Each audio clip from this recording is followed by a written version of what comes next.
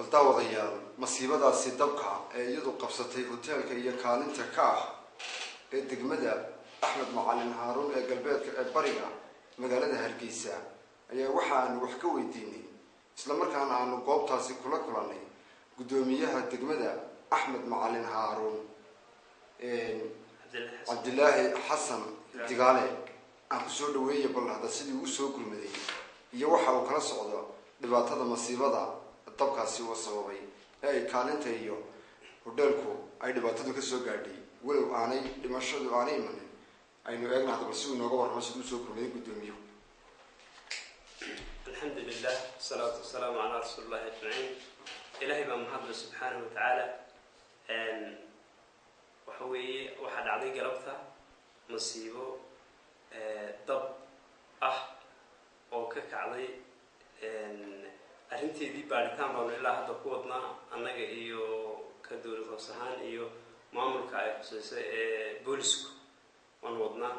laakiin waxaa kacay dab ka kacay kaalinta waxaa dabkaas u geystay khasaare maal oo badan. ma jiraan wax nafa oo meesha khasaarahaas u geystay. alxamdulilah ilahay baa mahadle. khasaarihii waanu u gurmanay galbeediiba oo ka dowlad hoos ahaan gaariga dabdamiskii dowladda hoose ayaa kaalin libaax ka qaatay. waxaan u mahadnaqayaa iyagana ciidanka qaranka, ciidanka ujeeda booliska oo si emergency uga qayb qaatay oo markiiba na soo ajiibay qayladhaanteedii.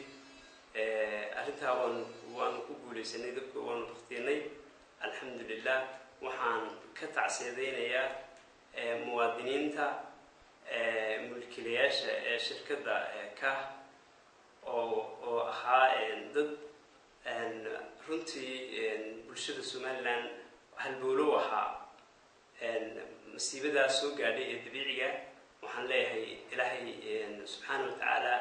ha idinka ciwalo oo wax ka khayr badan allah idinku bedelo subxaana watacaala. samir iyo iimaan allah idinka siiyo. waxaan fariin u dirayaa caam ahaan iyo khaas ahaanba dadka reer Somaliland inay ka taxadiraan ama ay ka digtoonaadaan kaalmaha sida wax kasta oo sababi kara khatarta dabka sida sigaarka iyo wixii lamida. waxaan aad kale oo aan ugu guurinaya inay ka ilaaliyaan khatarta dabka ee sashorka oo kale aad loo ilaaliyo. waxaa kaloo faraya inay caam ahaan iyo khaas ahaanba kaalmaha iyo meelaha hodheelada caynkaas oo kala la dhigo 55 waxyaalihii dab-demiska ahaa degdeg ah gurmadada degdeg ah. waxaan soo jeedin lahaa in taana la sameeyo.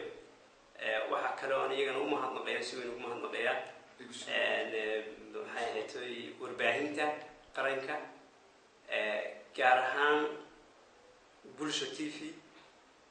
oo arrimahan involved ku ah oo markiiba la soo gaadhay markii aan maanta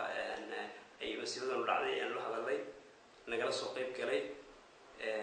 aad iyo aad baan ugu mahadnaqayaa. kuwa kale ee ka qayb qaatayna waan mahadnaqayaa. waxaan laakiin leeyahay waa khasaare maal ayaa meesha ka dhacay oo gaadiid iyo hanti bale. waxaan ilaahay uga baryayaa in ilaahay awal khayr qaba siiyo mulkiilayaasha muwaadiniinta ah. waxa aan ummadda reer Somalilandna u dirayaa fariin ah in la caawiyo oo caawimo degdeg ah lala soo gaaro lagala qayb qaato. annagu ka dowlad hoos ahaan waanu ka qayb qaadanaynaa insha allah haddii ilaahay dhahdo.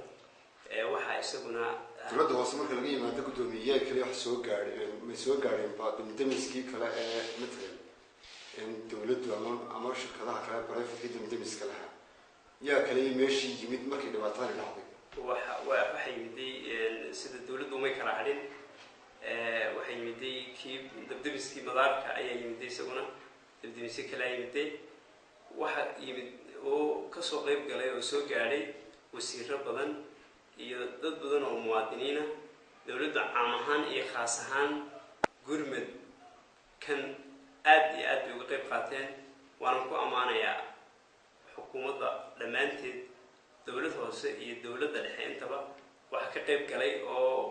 raaci ugu horreeyay ka qayb galay maayarka caasimadda xogeyaha dhammaanba way ka qayb qaateen iyaguna aad baanay ugu mahadsan yihiin oo markii ugu horreysay u yimaadeen dhibaatadan dabka marka ay timaado baabuurta damdamisku ee dadku ay qaylo dhaanta maqlaan dadku uma dhago nuglo oo uma baneeyaan sidii wadooyinkii oo kale marka jidadkii damdamiskii maanta dhulka wuxuu noo sheegaya inuu meel soo maray uu leeyahay maxaad fariin dir lahayd waa runtaa aad baad cumar ugu mahadsan tahay maanta galabta markiiba waxaan leeyahay 10 minutes wax ka yar ama 10 daqiiqo wax ka yar kusoo gaari lahaa damdamiska dowladda hoose ama 5 minutes markiiba la hadlay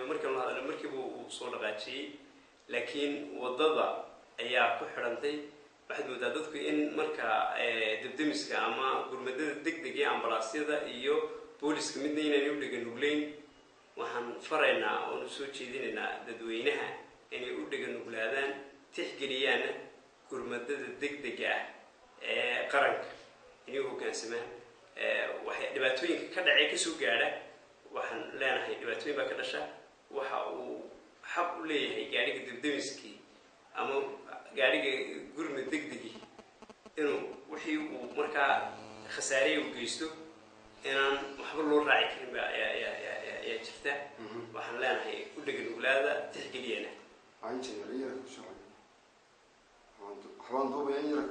taasaan markaa soo jeedinaya وهجاك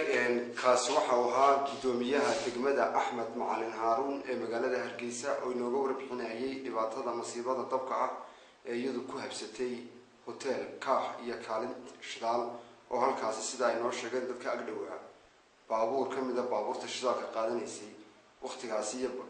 وطبق وكعي هسا واحد باتي خسارة كلام ويانا عنو دمشق أنا مشاسي أنا جري قدوميها لكن هسا تسد ورك أي شيء يعني أي دعوة يفرق بدني أي سوق قارن ذاتك أيوة وقت قاسي هالكاسي جو